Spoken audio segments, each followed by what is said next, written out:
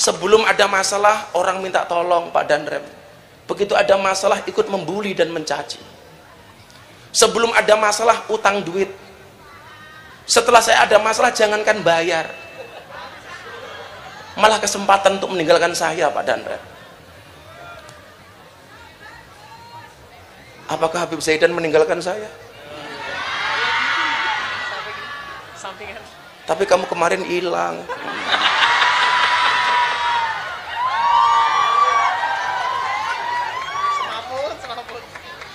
Aku kemarin sempat mikir ketika kamu hilang, Habib Zaidan itu seperti es teh.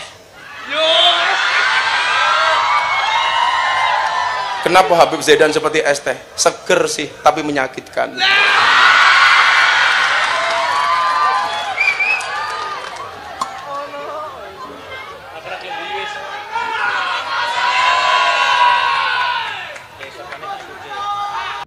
Gus, kenapa Gus Miftah mundur? Saya bilang, saya lebih baik kehilangan uang untuk Allah daripada kehilangan Allah gara-gara uang. Saya lebih baik kehilangan jabatan karena Allah daripada kehilangan Allah hanya untuk sekedar mendapatkan jabatan.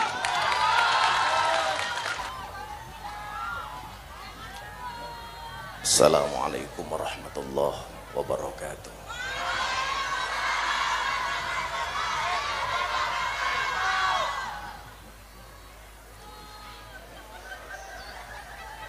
Alhamdulillahil qail.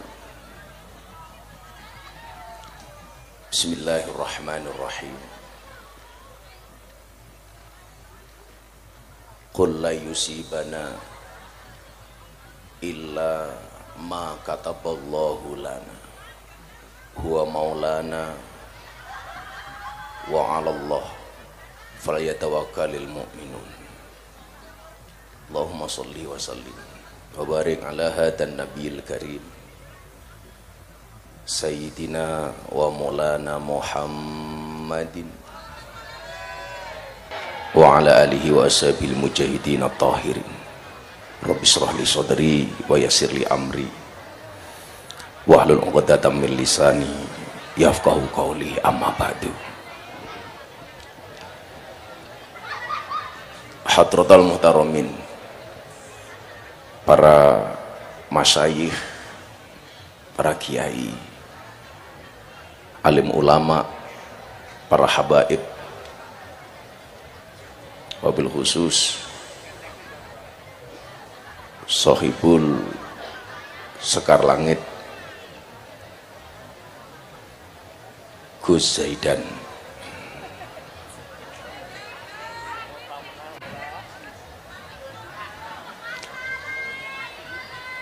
para pejabat yang berkenan hadir, Pak Danrem, Pak Dandim, Pak Danyon, Musbida dan Musbika yang saya hormati, Bapak Ibu, warga masyarakat dan jamaah yang sangat kami cintai, rahimakumullah.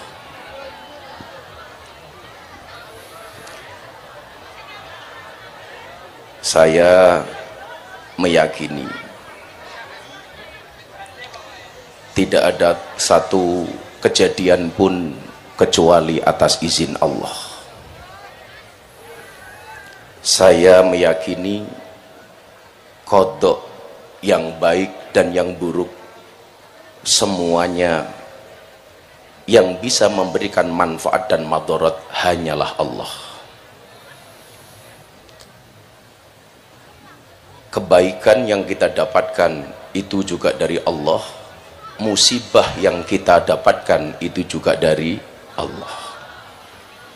Hati saya sama sekali tidak meyakini bahwa manfaat dan madarat itu disebabkan oleh manusia. Manfaat dan madarat tidak berangkat dari komentar manusia. Kebaikan dan keburukan tidak berangkat dari bulian manusia. Sebesar apapun manusia memuji tetapi Allah menghinakan, semuanya akan menjadi hina.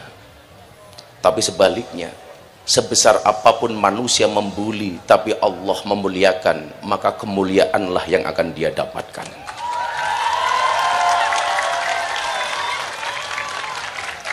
Saya teringat perjuangan sahabat Nabi, namanya Mus'ab bin Umair. Beliau meninggalkan keluarganya demi mengikuti baginda Nabi Muhammad Shallallahu Alaihi Wasallam. Mus'ab bin Umair lahir dari keluarga kaya raya, keluarga terpandang di kota Makkah. Apa yang dia gunakan pakaian terbaik, parfum yang dia gunakan parfum terbaik, kendaraan yang dia gunakan kuda terbaik. Saat Mus'ab bin Umair menyatakan masuk Islam, dia dibenci oleh semua anggota keluarganya. Semua fasilitas yang diberikan kepada Mus'ab bin Umair semuanya dicabut oleh keluarganya. Ketika Mus'ab bin Umair mengikuti hijrah pertama kali ke Habasyah, semua keluarganya mencaci maki, kaumnya mencaci maki, semua orang meninggalkan Mus'ab bin Umair. Setelah pulang kembali ke Mekah, Mus'ab bin Umair dalam keadaan jatuh miskin. Bahkan Nabi tidak tega melihat keadaan Mus'ab bin Umair. Yang dulunya Mus'ab ini orang yang sangat terpandang, dengan pakaian bagus yang dia gunakan, dengan parfum mahal yang dia gunakan. Saat kembali dari Habasyah, bajunya compang-camping, bahkan terlihat seperti gelandangan. Satu kemudian dikatakan kepada Mus'ab, Mus'ab, kalau kamu pengen kaya raya, kembali tinggalkan Muhammad wahai Mus'ab. Jangan kamu ikuti Muhammad wahai Mus'ab. Terbukti kamu masuk Islam, kamu menjadi miskin wahai Mus'ab. Apa yang kemudian Mus'ab lakukan? Apapun keadaan saya, daripada saya bergelimang harta, daripada saya berpakaian bagus, daripada saya tinggal di keluarga kaya tetapi saya tidak mempunyai iman, mendingkan saya tinggalkan harta demi cinta saya kepada Nabi Muhammad Shallallahu Alaihi Wasallam. Singkat cerita, ketika perang Uhud, tiba, orang-orang kafir menyusun strategi. Inti dari pasukan Islam adalah Muhammad. Kalau kita ingin menghancurkan Islam, caranya gampang, kita bunuh Muhammad. Semua pasukan diarahkan untuk membunuh Nabi Muhammad Shallallahu Alaihi Wasallam. Semua penembak jitu, semua tukang panah hanya diarahkan kepada satu sosok. Siapa dia? Baginda Nabi Muhammad Shallallahu Alaihi Wasallam. Saat itu Umair, Mus'ab, oleh Nabi tidak diminta untuk membawa pedang, tapi membawa bendera kebesaran umat Islam saat itu. Mus'ab, kamu tidak usah membawa pedang, tapi kamu pegang bendera itu tinggi-tinggi sebagai simbol kejayaan umat Islam. Maka mudah-mudahan semua yang membawa bendera terinspirasi dari Mus'ab bin Umair. Saat perang terjadi, semua anak panah diarahkan kepada Nabi. Mus'ab bin Umair mengetahui keadaan itu. Apa yang dia lakukan? Dia goyangkan bendera yang dia pegang kanan dan kiri, sehingga tidak satupun anak panah menembus badan kanjeng Nabi Muhammad Shallallahu Alaihi Wasallam. Sehingga keadaan itu kemudian disadari oleh Abu Sufyan. Abu Sufyan mengatakan kepada Ibnu Qami'ah, wa Ibnu Qami'ah, ini anak panah belum bisa menembus badan Mus'ab. Kenapa? Karena dihalangi oleh Mus'ab bin Umair.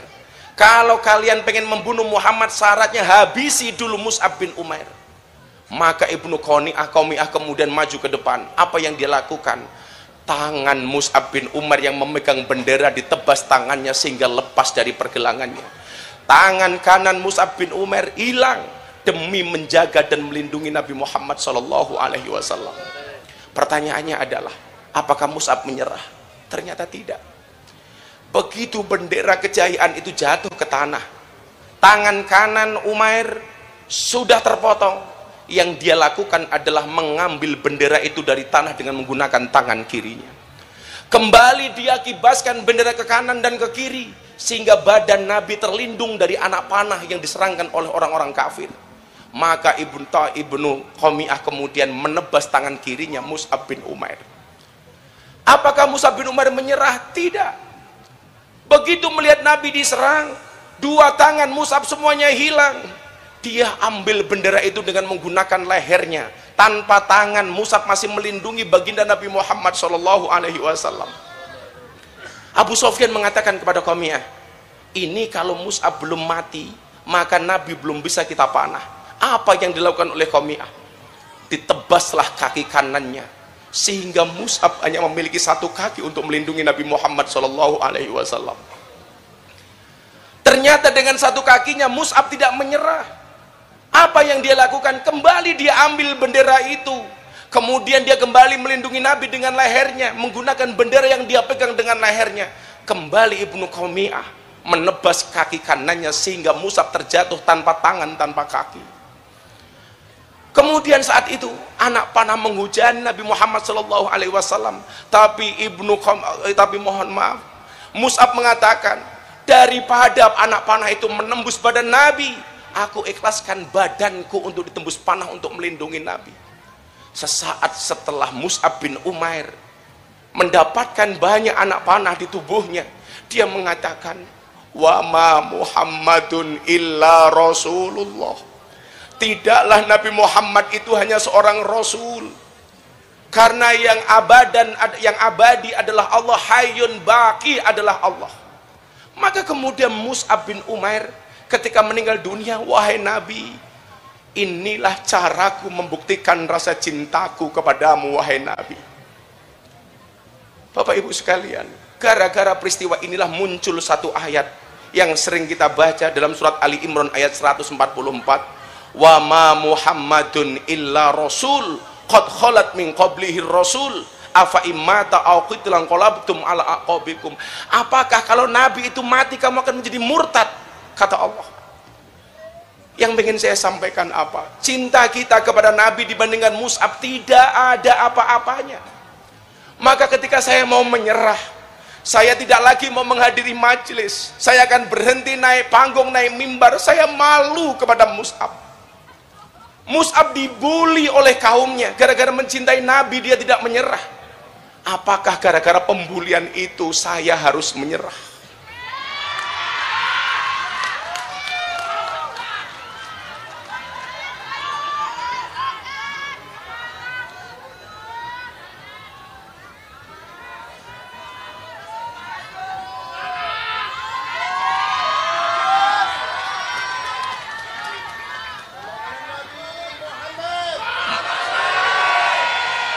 Mus'ab kehilangan, tidak hanya kehilangan segala-galanya. Mus'ab kehilangan hartanya. Mus'ab kehilangan kedua tangannya. Mus'ab kehilangan kedua kakinya demi rasa cintanya kepada Nabi. Bahkan Mus'ab menggembuskan nyawa terakhirnya demi melindungi Nabi. Apakah hanya atas nama popularitas saya harus menyerah? Apakah hanya atas nama viral saya harus menyerah? Maka saat itu saya berdoa kepada Allah, ya Allah ya Rabb, alaihissallah bi'akamil hakimin, hanya Engkau yang berhak mengadili aku ya Allah, karena aku meyakini Engkaulah hakim yang paling baik ya Allah, Engkaulah hakim yang paling adil ya Allah. Saya meyakini Allahumma la mani'a lima a'taita wala mu'tiya lima mana'ta wala roda lima qadaita wala yang fa'udal jad minkal jad. Mau semua orang membuli saya ya Allah, saya ikhlas asalkan Engkau tidak membuli aku ya Allah.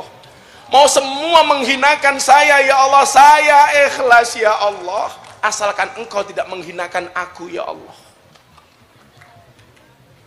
Maka saat itulah kemudian saya bangkit. Tidak ada kata menyerah. Bukankah Allah mengatakan wala ta'asu mir rauhillah, janganlah kamu berputus asa dari rahmat Allah. Dari sini kemudian saya belajar. Saya kemudian dapat memahami bagaimana lingkungan orang terdekat saya yang dulu memuji-muji saya tanpa pernah klarifikasi ikut mencaci maki saya. Di situ kemudian saya paham mana yang benar-benar teman, mana yang kemudian bersembunyi seolah-olah sebagai teman, mana orang-orang yang baik, mana pengkhianat. Apakah kemudian saya kaget? Saya tidak. Dikatakan qad yakunu aqrabun nas ilaika ab'adahum wa yakunu ab'aduhum aqrabahum. fal qurubu bisyu'ur la bil khudur. Miftah, kamu harus ingat, terkadang orang dekatmu yang akan menjadi orang yang paling jauh darimu, dan orang yang paling jauh darimu serasa paling dekat denganmu. Ingat, sebab rasa cinta itu dengan perasaan, bukan dengan kehadiran. Sebelum ada masalah, orang minta tolong Pak Danrem. Begitu ada masalah, ikut membuli dan mencaci. Sebelum ada masalah, utang duit. Setelah saya ada masalah, jangankan bayar, malah kesempatan untuk meninggalkan saya Pak Danrem. Apakah Habib Zaidan meninggalkan saya? Tapi kamu kemarin hilang.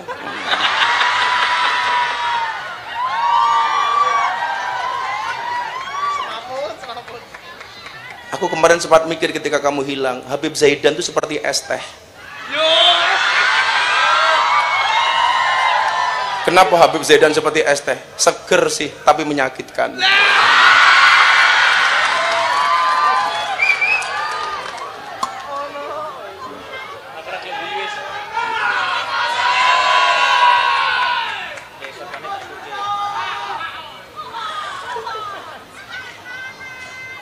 Maka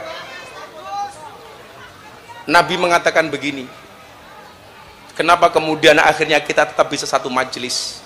Nabi mengatakan, al arwah junudum mujannadah,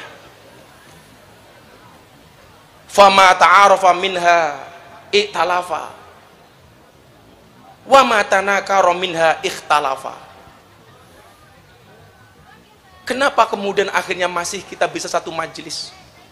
Saya masih bisa sowan jenengan, jenengan masih bisa menerima saya. Ternyata ruh itu dulu saling mengenal. Ruh yang saling mengenal, ketika di dunia dia akan akrab, membuat sebuah komunitas. Sementara ruh yang tidak saling mengenal, dia akan saling mengingkari antara satu dan yang lainnya. Ruh yang saling mengenal, walaupun kita dipisahkan oleh fitnah, walaupun kita dipisahkan oleh satu hal, oleh musibah, tetapi tetap akan bersatu menjadi satu komunitas.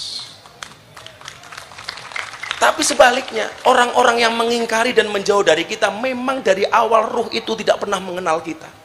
Fama tanakaro ikhtalafa, dia akan kembali pergi. Orang yang kelihatannya pura-pura baik dengan kita, itu mungkin termasuk fama tanakaro ikhtalafa. Di saat kemudian dia mempunyai kebutuhan dengan kita, kepentingan dengan kita, dia akan mendekat. Tapi kemudian seleksi alam dia akan menjauh. Maka seringkali saya mengatakan, kalau berangkat majelis, tolong mukanya dibawa, sehingga di dalam majelis tidak sibuk cari muka.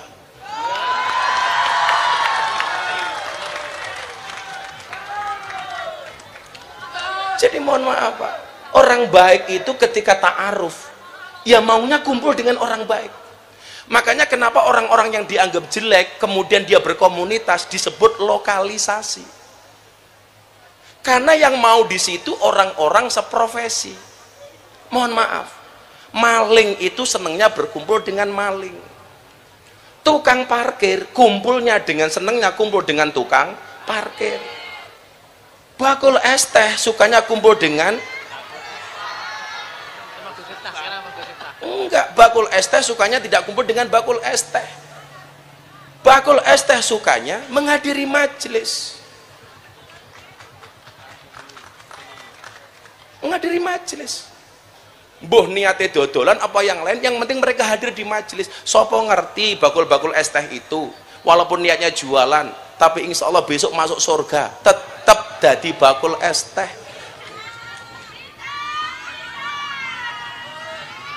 Makanya mohon maaf, kalau saya ditanya, Gus Miftah marah dengan kejadian ini, wallah enggak Bib, enggak ada urusan saya Bib.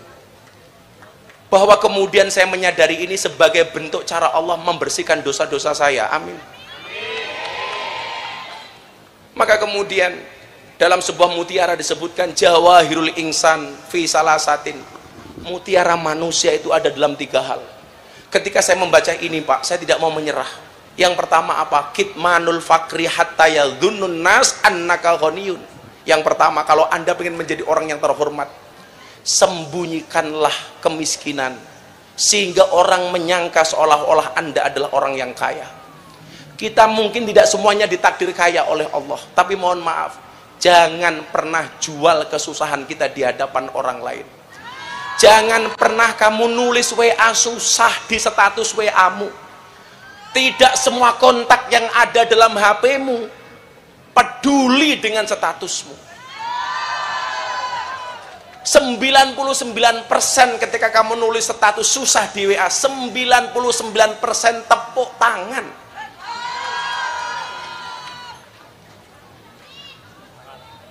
Ono li, aja mau tulis status jomblomu ning WA. Ora ono sing peduli, ora ono sing gagas. Mas santai wae li. Saya meyakini Zaidan itu jomblo yang keren, nggak punya pacar tapi banyak yang naksir. Santai wae li. Jadi jomblo itu saja, santai saja. Ingat, di dalam kubur yang ditanya siapa Tuhanmu, bukan siapa pacarmu.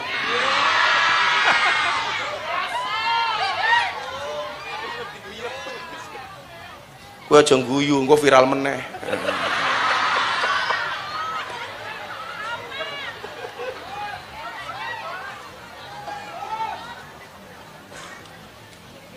Kitmanul fakri hatta yadhunnun nas annaka ghaniyun. Jangan pernah menampakkan kesusahan di hadapan orang lain. Walaupun kamu miskin, tunjukkan bahwa kamu orang yang bahagia. Santai wae. Santai. Saya yakin kalau Bapak Ibu yang sudah punya pasangan berharap majelis ini tidak lama-lama karena malam Jumat.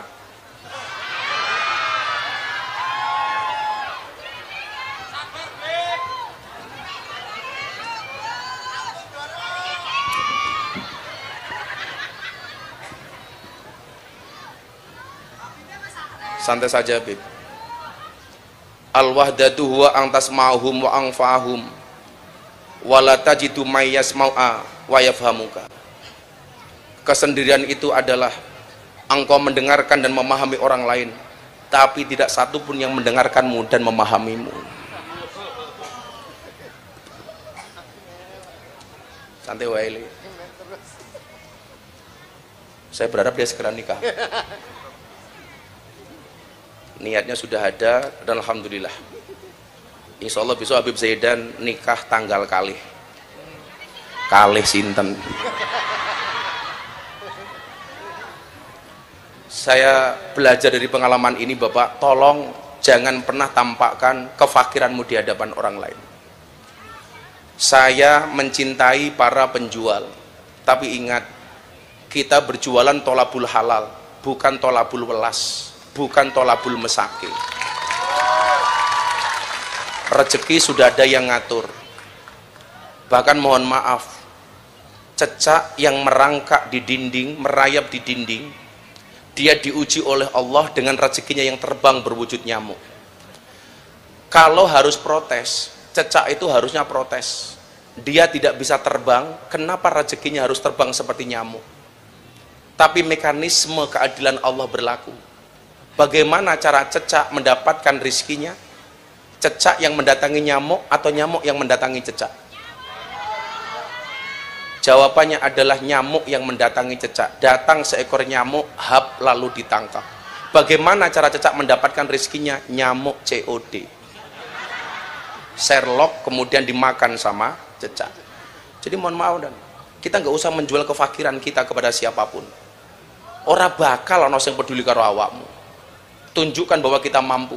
Kenapa? Saya sering mengatakan, Gus, kenapa Gus Miftah mundur? Saya bilang, saya lebih baik kehilangan uang untuk Allah daripada kehilangan Allah gara-gara uang. Saya lebih baik kehilangan jabatan karena Allah daripada kehilangan Allah hanya untuk sekedar mendapatkan jabatan. Yang kedua, apa kemuliaan manusia? Kitmanul ghadab hatta yadhunnun nas annaka radin. Menyembunyikan rasa marah sehingga seolah-olah orang melihatnya kamu adalah orang-orang yang ridho. Nah, Kita hari ini berada di majelis BB9.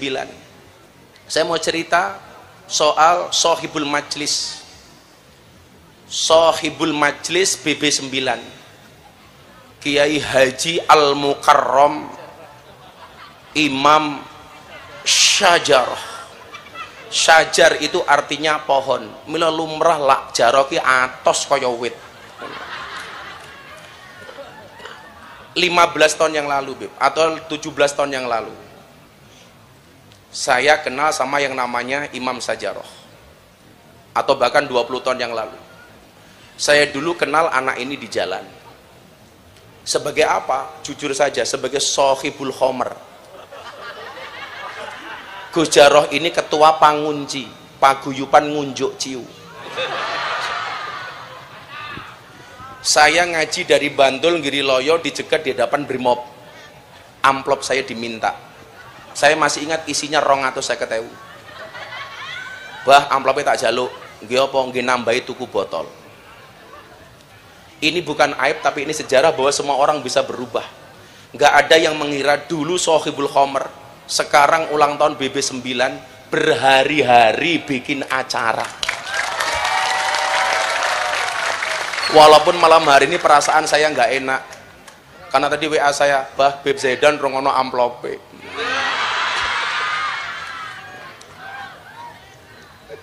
Saya ketemu dengan seseorang namanya Mbah HDWR, Haji Dalwari, yang punya juragan tenda itu, Pak. Beliau mengatakan sama saya apa? Gus, kula nitip jaroh mang openi. Saya sowan ke Lempuyangan, Bu Nyai Daldiri, ibunya Gus Karim yang mimpin Dzikrul Ghafilin malam Ahad Pahing. Beliau mengatakan apa? Gus, kula nitip jaroh.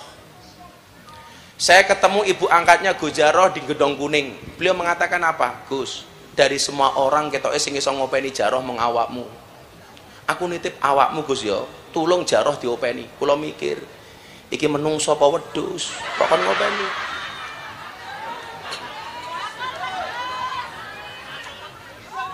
Ternyata gak gampang, Beb. Perjalanan saya kemudian mulai saya berniat ngopeni Gus Jaroh ini gak gampang. Kejadian, Gus, mang mriki di kafe. Ngopo? Gus Jaroh ngantemi wong. Tangannya berdarah-darah, Pak. Berdarah-darah. Saya langsung datang. Bener. Kula kon gelut menangan, Pak. Sakjanjane iki untune utuh kaya awake dhewe. Nek mergo sering gelut diwantemi dadi ompong niku. Niku sejarahnya ngoten niku. Saya ingin mengatakan kepada Anda bahwa agama ini hadir untuk limangkana yarjullah wal yaumal akhir. Bahwa semua orang itu punya harapan untuk menjadi baik. Di konco-konco BB9. Saya menyampaikan ini bukan membongkar aibnya Jaroh, tetapi supaya kita bisa banyak belajar dari Gus Jaroh. Saya ditelepon lagi. Gus Jaroh ning Polsek. Ngopo? Ditangkap karo polisi mergo nggawa pedang ning Lempuyangan. Gue pedang kelewang panjang kan. Saya datang ke Polsek, saya jaminkan diri saya untuk membebaskan Gus Jaroh.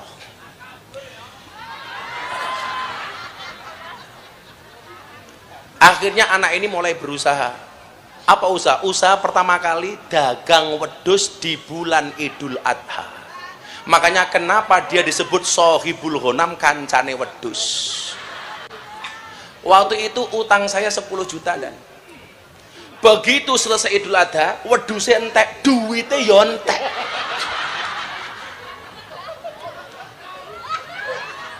Orang wani ketemu sama saya, tak takoni, kowe ngopo? Ndelik terus. Kula isin, Bah. Lah ngopo kok isin? Dagangane wedhus telas tapi duitnya nggih telas. Lah kok iso? Nggih, Bah, wong bojo kula kathah. Ya Allah.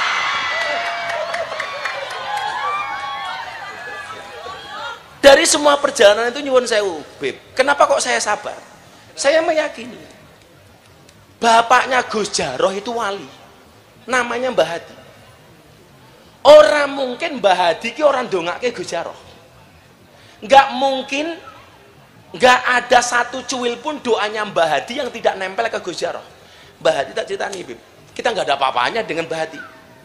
Mbah Hadi itu kalau wirid, kalau dzikir, Beliau berada di kamar 40 hari nggak akan keluar kamar walaupun bajunya kotor selama tidak najis. Wiridnya nggak mandek-mandek. Itu namanya Mbah Hadi. Jadi nyuwun sewu kadang-kadang keluar dari kamar bajunya lepek. Maka yang dicontoh dari Mbah Hadi yang nurun ke Jaroh itu ada dua. Siji leteke, nomor loro soal bojone.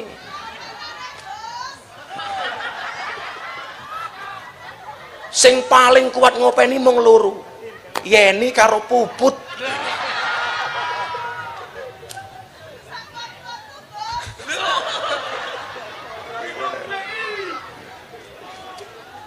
Dan Gusti Allah ki adil. Gak bojo sing model ngoten niku Mbak Yeni rada kalem, Mbak Puput serdadu beb gitu loh. Itu ujiannya Jaroh iki luar biasa. Kula mengatakan, ya Allah, mboten mungkin dongane Mbah Hadi niku mboten jenengan tampi. Niki anake wali mesti bakal berubah. Itulah yang membuat saya sabar. Nyuwun sewu, jenengan pirsa cemplon. Cemplon itu telo diparut, dicampur klopo, tengahnya diwenehi gula digoreng. Pak Kiai. Ora klepon.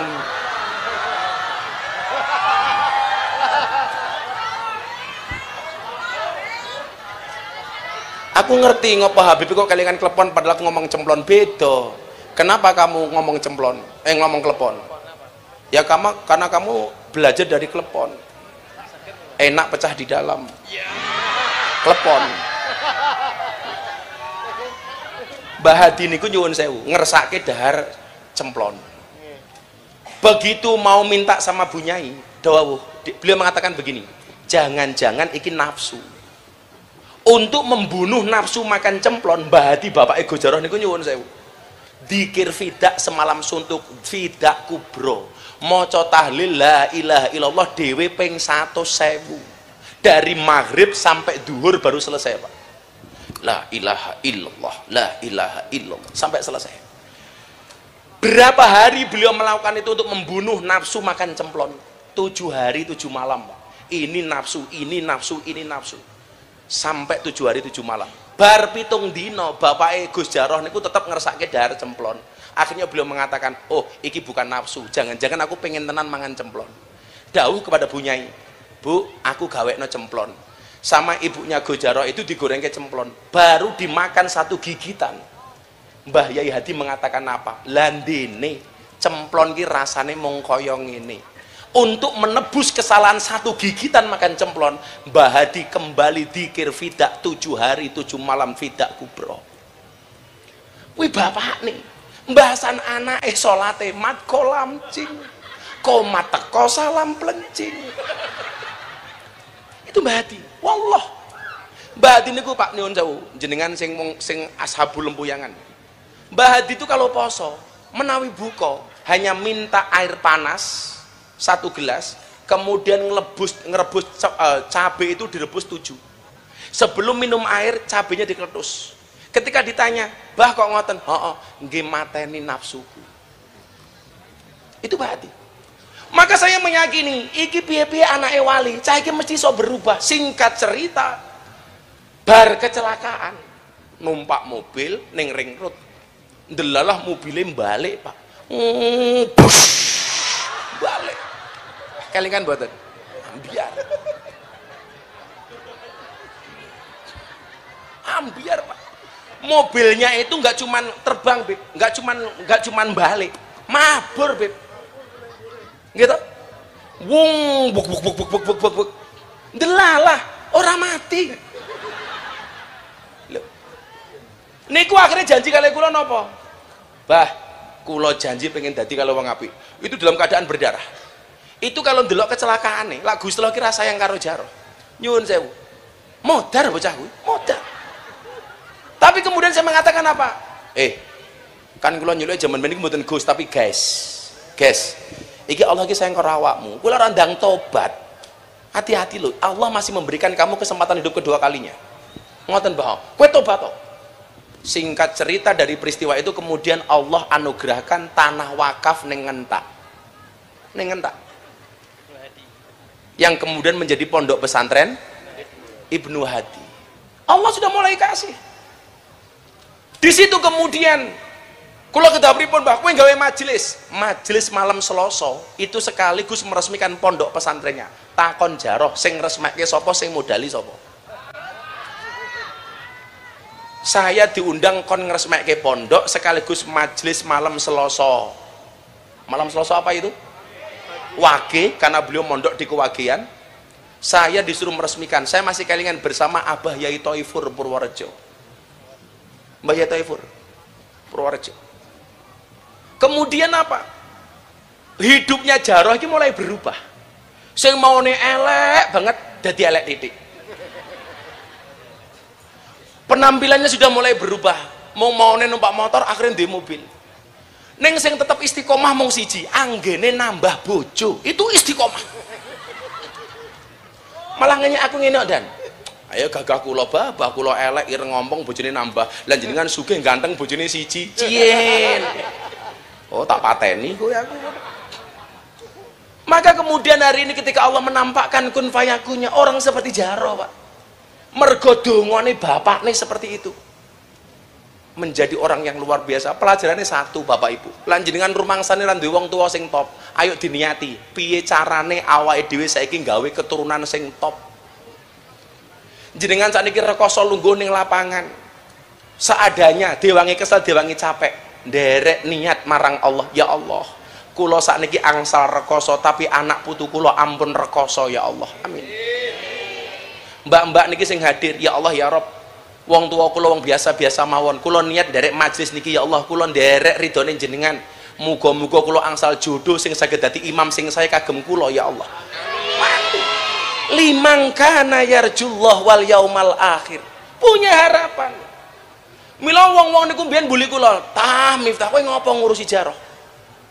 Jaroh ini selalu menjadi saksi, Pak. Di saat saya dibully, dia orang yang pertama kali datang ke pondok.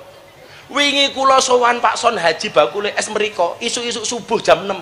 Jaroh mon teng mriku. Tak takoni, kowe ngopo rene? Saya tidak akan pernah membiarkan Abah di dalam keadaan susah. Niku Jaroh. Bocah rupane preman kaya ngono kok. Atine yo preman tenan gitu. Mila aku sayang karo cagu ya. Jaroh rene Jaroh.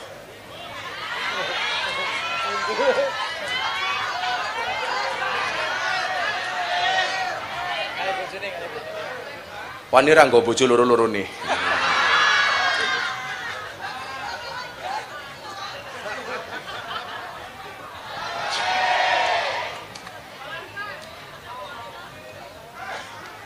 Dikira kula ngedabrus mang takon dhewe karo bocah sing kelo omongke niki bener napa mboten.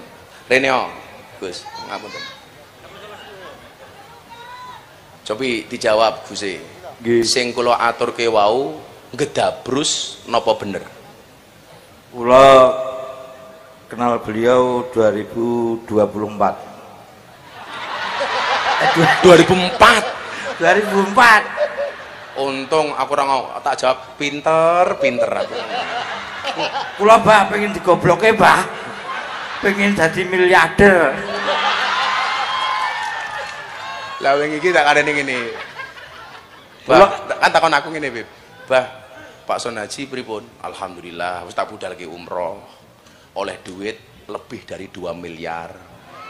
Omahe direnov, oleh motor 3, Tosa 1, mobil 1, anake di KI beasiswa.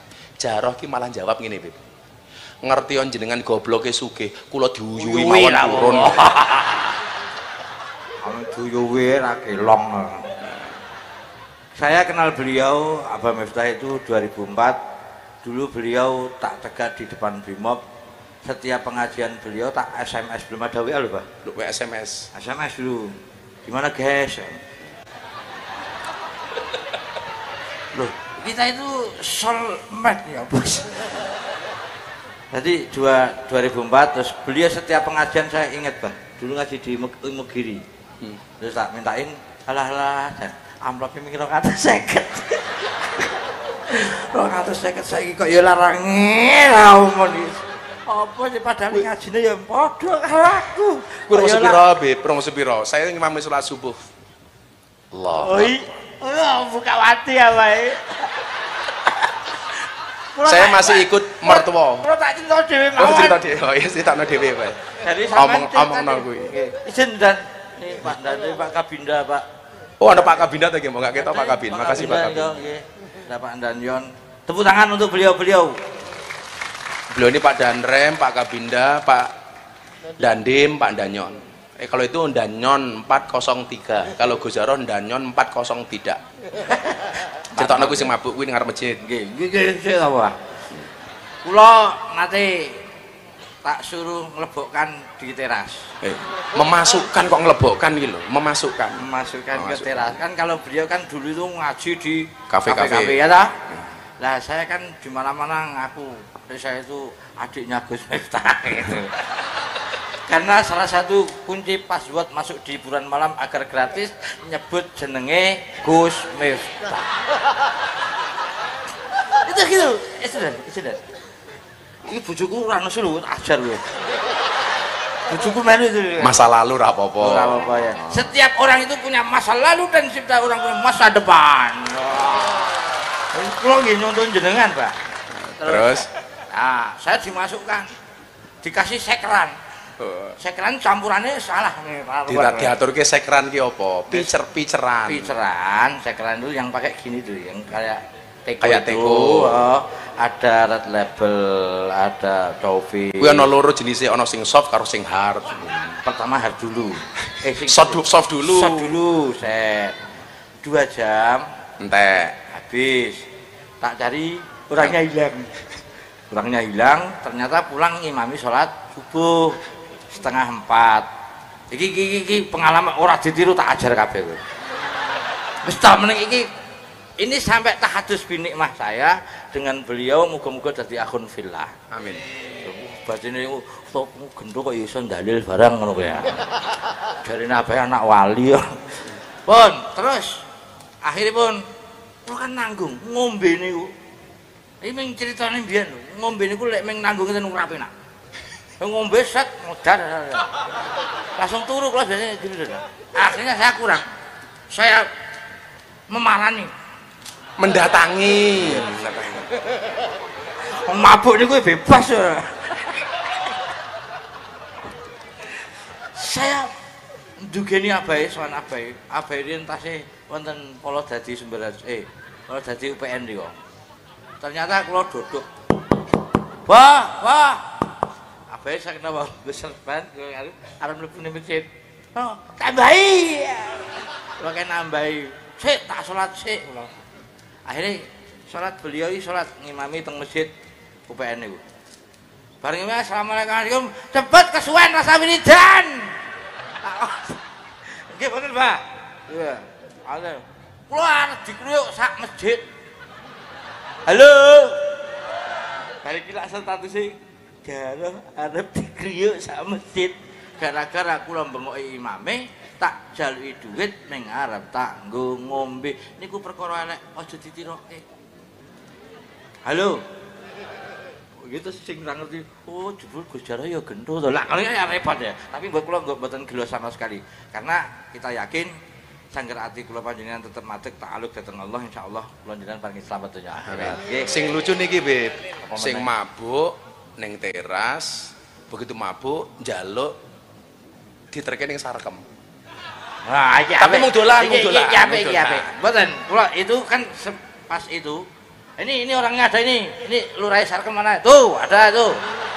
Itu Lurah Sarkem itu. Loh, ini kulil hakau walau kana muron. Katakanlah perkara itu walau itu itu menyakitkan. Tak terke numpak motor apa? Motor Vario biru. Ini gue asain kanan doyak DC. Loh, tenang bos. Please deh. Niki nggih, akhirnya kan kula kenal kabeh preman-preman Sarkem. Lihat, mau kenal kawan. Tak kenal Mbah. Kula tahu Abah itu hiburan-hiburan malam, tapi belum pernah ke Sarkem. Pikiran saya. Ayo, Pak. Kula ajak teng Sarkem, Pak. Lebulah kita berdua bersama Abah Miftah dan Jarah Wedhus. Masuklah di situ. Wah, saya depan sendiri ngeleleng. Wah, aku arep ngenalke Gus Miftah. Wong kene arep tak kandhani tak sadari ben ana pengajian. Wah, jebul aku mlebu iki apa wis ngarep Abah Miftah, Abah Miftah, Abah Miftah. Jebul luwih kondang aku daripada dia. Kaget kula. Masya Allah, ternyata beliau abai luar biasa. Tepuk tangan untuk beliau. Pertama beliau mbadali saya itu di Wates, Beb. Ya. Kulon Progo.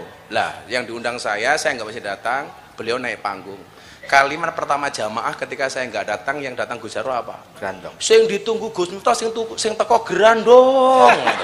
Maka dulu sempat dapat julukan Ustadz Grandong. Cijen, saya ditangkap sama Pak Koramil. Betul. Jadi saya itu pertama kali saya di daerah Brambang mewakili beliau, mbadali beliau. Mewakili di di Kulon Progo. HP-ne beliau HP-ne beliau dipateni. Perintah, tapi dipateni itu pertama kali beliau mbadali. Akhirnya saya menteko di sana. Teko. Saya mendatangi di sana. Tidak ada yang percaya kalau saya badalnya Gus Miftah. Soalnya numpak taksi. Satu numpak taksi, dua sandale pink. Sandale ya itu. Betul, saya itu nuwun sewu. Saya itu anunya awol-awol. Ya tadi pas bener, saya itu sebenarnya Abah itu salah. Saya ada 3. Abah itu ahli tirakat niku sing anak putune 10 niku ra ono sing iso nurokke. Nirokke siji napa wau ngendikan apa napa? Leteke. Lho. Kita Ros bojone sing tambah nang kula tok. Nggih. Lalu Sahal rawani Sahal. Sahal mboten wani wong gek arep nyenengi wong langsung disidang sak omah.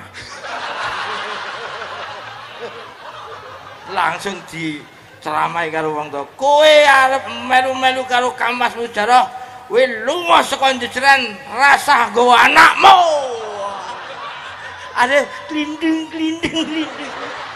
Ini sahal. Wis aja ta, kula wis to.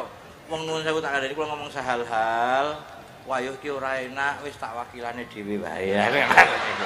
Kula ngoten iki. Terus pada akhirnya saya datang di majelis 10 menit. Saya dicekel Koramil, saya cekel Polsek, nek dikira saya mengaku, aku Gus Miftah ditelepon-telepon nggak bisa. Akhirnya waktu sudah menunjukkan pukul 10:30. Pada akhirnya apa?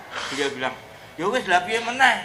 Gus Miftah rasa ditelepon ra teko-teko, ya akhirnya dunggahke, pun dunggahke, wis sing nyekel kula tak onek-onekke ning dhuwur panggung. Tak bales genti der rumangsane aja wong aja ndelok fisik, aja ndelok kesik, delokke ngono. Materi pertama yang dicontoh nggih itu imam salat taltil tul. Ada tul. Inna anzalna itu. Nah, inna anzalna. Jadi dia itu yang nyontoh pertama kali, Bib. Kula niku alhamdulillah lek nyontoh jenengan saged padha, ning lagi padha amplope. Jadi yang pertama kali dicontoh ngaji saya itu guyon saya taltil tul. Jadi no imam, adzan dewe, pujian dewe, komat dewe, ngimami dewe. Lah makmum ya dewe. Oril maghdubi, gaya apa? Oril maghdubi alaihim waladhdallin. Amin. Bismillahirrahmanirrahim. Sing diwaca inna anzalna, ndelala salah. Lah sing dicontoh Jarah kuwi. Inna anzalnahu fi lailatul qadr. Kan salah, kudune til, macane tul. Makmume bengok. Til. Imamnya ngeyel, imam senior dibaleni. Inna anzalnahu fi lailatul qadr. Makmumnya saya banter. Til. Yang ketiga kalinya akhirnya benar. Inna anzalnahu fi lailatul qadr. Wah, makmumnya alhamdulillah. Diteruskan salah meneh imamnya. Wa ma adraka ma lailatul qadr. Kudune tul macane til. Akhirnya makmum bengok tul gitu kan. Wa ma adraka ma lailatul qadr. Bener. Yang ketiga kalinya imamnya bingung, lailatil apa lailatul? Til tul. Tul til. Ndelalah Jarah ki rekane nerokke salah. Angel. Jadi maksud kula ngeten, kenapa manakibnya Gus Jarah kula aturaken. Siapapun di antara kita hari ini yang pernah punya dosa, punya salah, seberapa besar pun salahmu, seberapa besar pun dosamu, jangan pernah berputus asa, yakin ampunan dari Allah pasti akan datang. Saat saya ketemu kiai saya di Jakarta, beliau mengatakan begini, Le, kamu gak usah malu, kamu sudah minta maaf kalau toh itu sebuah kesalahan, kamu bukan koruptor, kamu gak makan uang rakyat, kamu gak usah malu. Tadinya Beb nyuwun sewu, aku ketemu wong isin Beb, seolah semua orang melihat saya enggak. Ternyata Allah buktikan Beb, saya umroh ketemu masyarakat Indonesia di sana, semua mengatakan, bah sing semangat, jenengan bukan koruptor, Anda tidak makan uang rakyat, Anda tidak merugikan rakyat. Makanya nyuwun sewu, pelajaran yang kita ambil dari Gus Jarah malam hari ini adalah seberapa banyak pun kesalahan kita, ingat Allah itu maha pemberi ampunan atas kesalahan-kesalahan kita. Kowe nggawe acara bengi iki tak piro? Kawan 100 kali dosa juta. Wuh, sugih tenan kowe. Anak buah Abah Miftah. Ya wis. Apa kudu nyumbang ra bengi iki? Wajib. Tasku gurune tasku Ndre. Sallallahu Muhammad. Berat. Masya Allah, Allah Akbar. La haula wala quwwata. Gue rasa ngarep-ngarep sing akeh.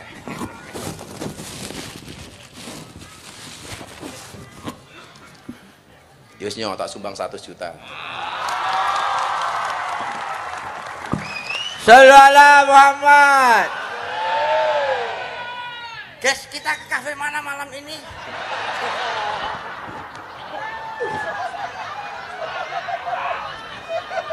Wow, antum bojo. Assalamualaikum warahmatullahi wabarakatuh. Karena kenakalan sudah cair.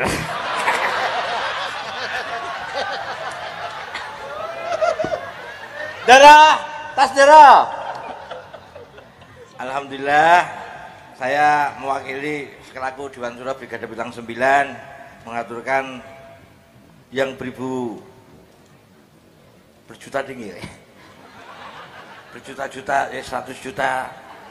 Matur nuwun sama Abah Miftah. Pokoknya semoga Abah Miftah selalu diberikan keistiqomahan untuk membimbing kami, khususnya saya, dan insya Allah beliau selalu akan kita direi zahirun wa batinan, dunyan wa ukhron, dan semoga semua perjalanan-perjalanan yang kita telah, aku bingung lewat nyekek duit ini, otakku ini bingung arang gua apa.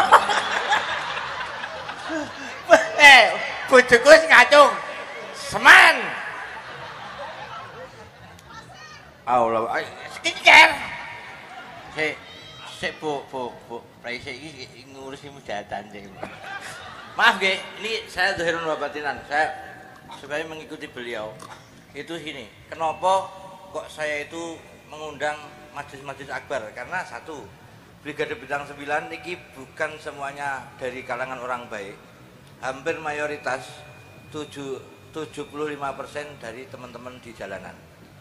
Ini sebenarnya juga bimbingan dari beliau Abah Miftah yang dibimbing dari 2004 yang lalu, yang notabene Abah sudah lebih naik, akhirnya saya yang ngopeni di bawah. Makanya di pas bawah itu kekurangan dana, yang ditabung-tabung tok, akhirnya hasilnya seperti ini. Betul apa? Pokoknya istiqomah berkah dari Abah Miftah. Muga-muga kula panjenengan sedaya nggih kersa ikhlas ndongake Abah Miftah. Jenengan kula matur jenengan mengjawab, jenengan tetap istiqomah kali Abah Miftah. Jenengan tetap mengharapkan Abah Miftah berhenti untuk berdakwah atau tidak? Untuk selalu ahad paing praing napa mboten? Selawatan lanjut napa mboten? Rutinan gene Habib Zaitan wonten Pondok Raji terus napa mboten? Mugi-mugi dados mudawamah ila yaumil qiyamah. Allahumma. Tepuk tangan untuk Abah Miftah. Semoga diberikan umur panjang, berkah maslahat maufid dan akhirah. Matur nuwun, Bah, kula pamit pun disangoni.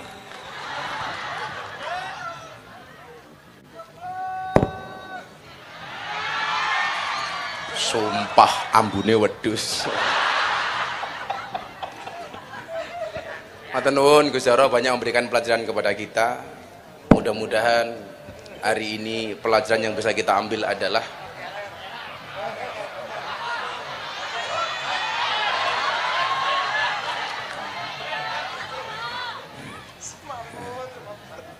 jadi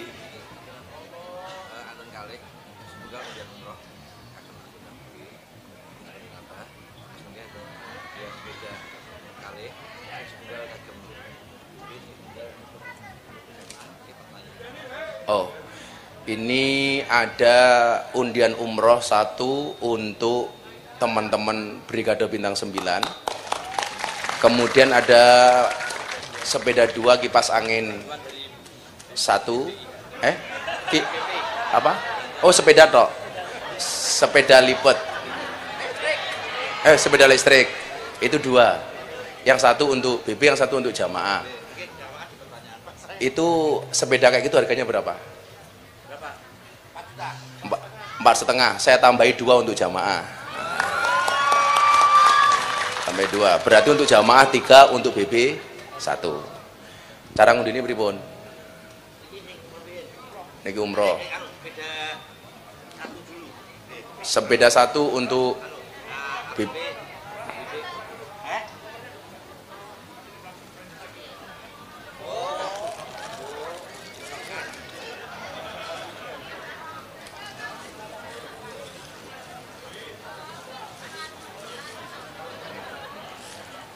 Iki malah kaya cah cilik dolan kaya ngono iki lho.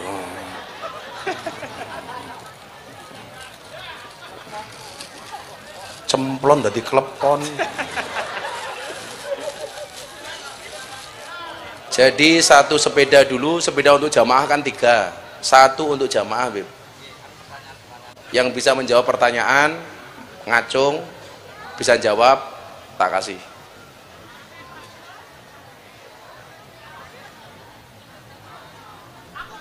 Wih, sapa ora to? Oh, yang sepeda pertama untuk anggota. Atas nomor atau nama yang mendapatkan sepeda atas nama Edi Pundong.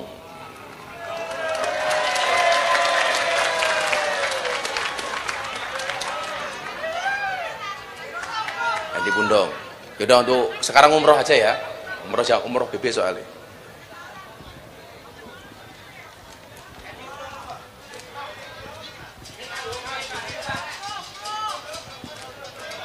Nomor apa iya?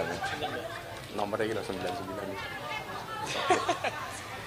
Yang mendapatkan hadiah umroh untuk BB, anggota BB 9 nomor 99 atas nama Aldi Chandra Wijaya.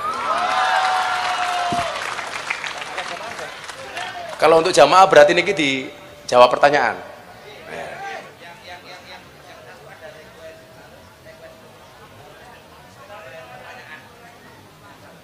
Yang 1. Caranya pripun? Berarti sepedanya ke jamaah telu, dari sini 1 tambah saya dari 2, dari saya 2.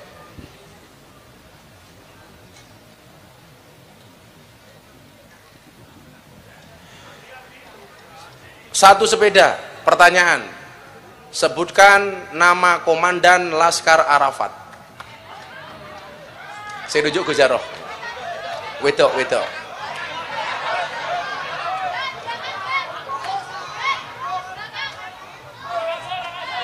Mana? Ya, yang mana? Ya, itu.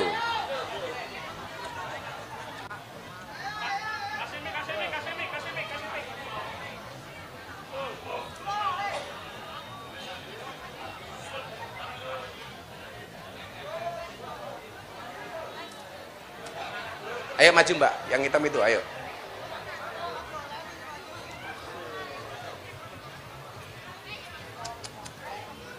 Namanya siapa, Bu? Mbak. Namanya siapa? Assalamualaikum, namanya Isna. Isna. Oh. Isna itu, Isna apa Asna? Isna ini berarti yang kedua. Wahid Isna ini. Anak kedua, Pak. Berarti ya, Ya, yang benar. Oh. Sudah punya istri? Suami? Belum. Belum.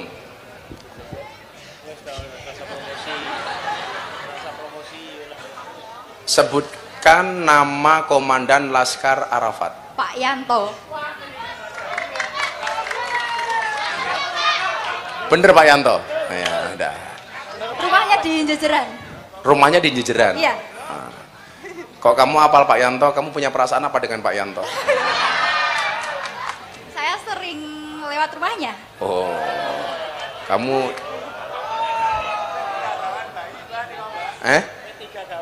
oh, cah gawan bayi kayak. Ya wes Pak Yanto. Sepeda pertama untuk Mbak Isna. Makasih. Sekarang tak kasih pilihan. Pilih sepeda apa pilih foto sama Habib Zaidan?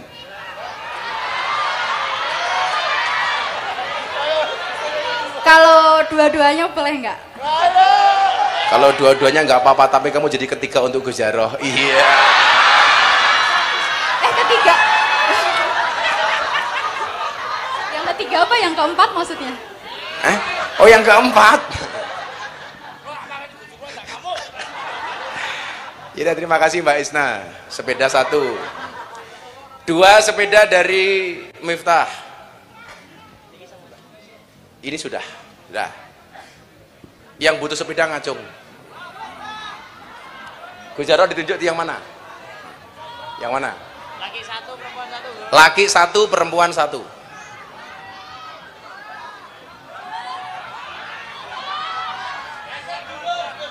Sedulur Gus Miftah 1. Yang cowok 1 Gus. Sing sepuh.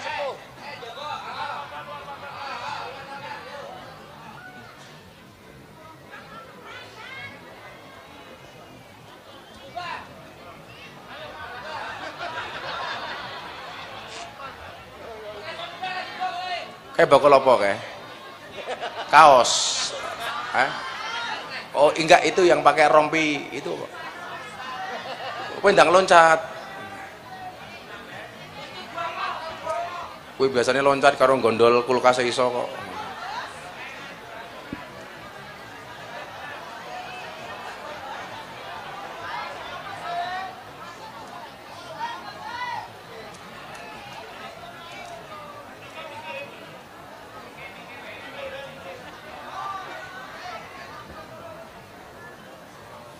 Ya sudah, itu 1 sama sedulur Gus Miftah tadi itu 1, 2 sepeda.